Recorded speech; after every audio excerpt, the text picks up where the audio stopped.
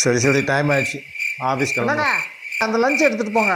அது வேற எடுத்துகிட்டு போகணுமா? ஏன் லஞ்சுனாலே முகம் சொல்லிக்கிறீங்க? என்ன சாப்பாடு? தயிர் சாதம். தொட்டுக்க?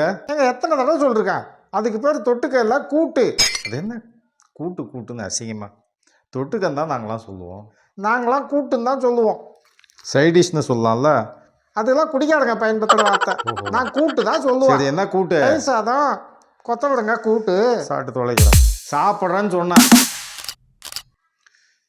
இன்னைக்கு நீ செஞ்சு கொடுத்த டிஷ்ஷு சாரி கூட்டு ரொம்ப பிரமாதம். ஆஃபீஸில் ரொம்ப பெருமையாக பேசினாங்க. டெய்லி இதே மாதிரியே எடுத்துகிட்டு வாடா, மெடிக்கல் லீவில் போயிடுறேன்ட்டாங்க.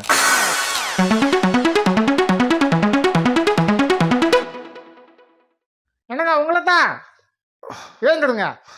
என்ன தூங்கிட்டே இருந்தா என்ன அர்த்தம்? நிம்மதியாக தூங்க கூட விட மாட்டியா? எது கத்துறா? பையனுக்கு இந்த அடிஷன் கணக்கு கொஞ்சம் அடிஷனா அப்படின்னா? அதாங்க கூட்டல் கணக்கு. இந்த சம்முக்கு அவனுக்கு கூட்டுத்தொகை என்னன்னு சொல்லி கொடுங்க. கூட்டு தொகையா?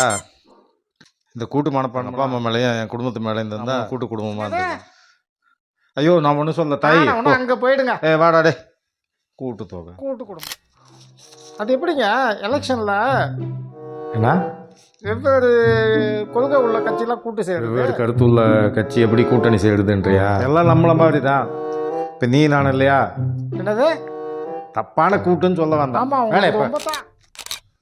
ஏங்க கூட்டு ரெடி ஆகிட்டு இருக்கு, போகும்போது லஞ்ச் எடுத்துகிட்டு போங்க. கடவுளே, கூட்டுன்ற பேரில் என்ன பண்ணி வச்சுக்காலோ. என்னது? வாடா ஏதாச்சும் சொல்லுங்க. ஏங்க எவ்வளோ நேரமாக சாமி கும்பிடுவீங்க? ஏன் கத்துறா? எதுக்கு கத்துறா? எடுத்துக்கடா, லஞ்சு தானே எடுத்துக்கடா. இவ்வளோ நேரமாக சாமி கும்பிடுவீங்க, ஏன் இவ்வளோ நேரம்? உள்ள கூட்டு பிரார்த்தனை பண்ணியிருந்தேன். ஏங்க தனி ஒரு ஆளாக எப்படிங்க கூட்டு பிரார்த்தனை பண்ண முடியும்? நீ தனியாக கூட்டு சரி செய்யும் போது நான் தனியாக கூட்டு பிரார்த்தனை பண்ண முடியாதா? போடி.